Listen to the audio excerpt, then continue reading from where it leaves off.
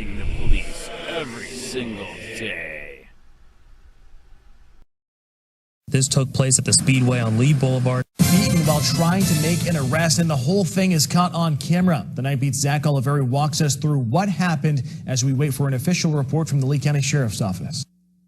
An arrest turned violent. This took place at the Speedway on Lee Boulevard and Lehigh Acres. A Wink News viewer sent us this video. You can see a deputy by himself struggling to get a woman inside the patrol car. The video shows a man standing nearby, appearing to talk to the deputy. The struggle between the deputy and the woman continues for at least 90 seconds until the man gets involved. Watch as he swings at the officer's face, then starts unloading punches on the deputy. While this is going on, you can see the woman gets out of the patrol car, still in handcuffs.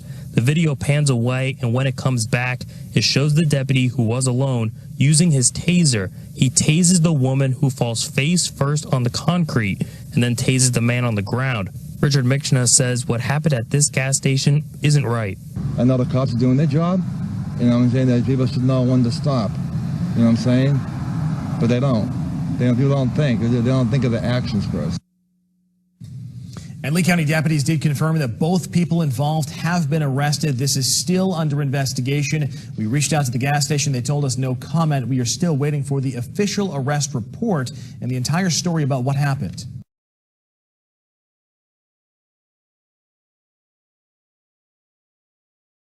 Christy. And I'm Lois Tomei. Today, a judge set bond for the two people involved. Witness reporter Brianna Ross is live in Lehigh Acres where it happened. And Brianna, how is the deputy doing? Well, the deputy was bruised and bloody, but he is better tonight. It's important that everyone sees the video in context. First, a woman resists arrest. A man starts punching the deputy. Then the deputy uses a taser, not a gun, to protect himself. When this man started throwing punches at a Lee County Sheriff's deputy, help came and came quickly. They blocked off all the entrances. They had yellow tape across everything. They had a line of cop cars, had to be at least 20 cops right there. But before help arrived, the deputy was able to use his taser to stop the attack. Well, that could have got really out of hand if that's what was going on. Oh my God, for me, it's so terrible. Very terrible. This started as a traffic stop that quickly turned into a drug investigation. The Lee County Sheriff's Office report says the deputy smelled marijuana in the car driven by Jason Deralis, and his passenger Deandra Brown pushed him when he started to search the car.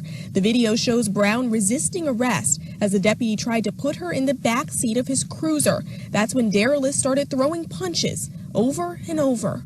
I'm appalled. I can't believe that that happened in daylight right here. Policemen are here to help us, you know, and if you do wrong, there's a consequence. And the first consequence, the deputy using his taser. Truth of the matter is a cop versus anybody different than white, they usually shoot the guy. And they didn't shoot him, they tased him. So that's a good thing. Deralis and Brown both face charges for resisting an officer with violence and battery on an officer, among other charges. Deralis's bond is more than $60,000. Brown's is at $21,000. Both are in jail tonight. I'm live in Lehigh Acres. Brianna Ross, Wink News. Now. Which would cell phone video appears to show them beating the Lee County Sheriff's deputy who had pulled them over. Thanks for being with us. I'm Patrick Nolan. And I'm Jane Monreal. This happened last night at the Speedway gas station in Lehigh Acres. Fox 4's Calvin Lewis spoke with a former police officer for his perspective on that assault. He joins us live now from that station in Lehigh. Calvin? Well, Jane, Patrick, it's a video that's been doing the rounds all across social media. We've seen the video of the deputy being beaten as he's trying to make an arrest here at this gas station, captured on cell phone video. Now, it's a situation one law enforcement expert tells me that maybe the deputy could have handled a little differently. I'm not surprised. Which would probably, I think, that would shock people for me to sit here and say that. Dr. David Thomas, a professor of forensic studies at Florida Gulf Coast University, knows the situation all too well, performing what seems to be a routine traffic stop, which suddenly leads to something more. Thomas, a former police officer, spent years on the force, even witnessing a similar event firsthand. If you look at assaults and you look at against officers and you look at the number of deadly assaults that have occurred over this past couple of years, things have really changed. The deputy seen in the video pulled over the driver, Jason Duralis, for driving with a suspended license. According to the arrest report, when the deputy walks up, he smells marijuana coming from the car. When you're dealing with this, what you're looking at it from the perspective of, I don't see this as a problem. And this is something that I should be able to control without me having to call for backup. And that's how I guarantee you that's how it started. And it just went downhill from there. That's when Deandra Brown, a passenger in the car, gets out and hands the deputy a smoking pipe. According to the arrest report, she then becomes irate and shoves the deputy. As the deputy tries to place her in handcuffs, Duralis comes up behind the deputy and starts punching him. The deputy, as seen in the video, uses a stun gun on both suspects. He tried to use his hands, and he did a pretty good job of fending them off, but he took some pretty good whacks. And at some point, you have to stop the threat, and that's what he did, is use his taser to stop the threat. And so it was a very legitimate use of force. The deputy calls back up and is later assisted. According to the Lee County Sheriff's Office, the deputy was transported to Lee Memorial Hospital and is going to be okay.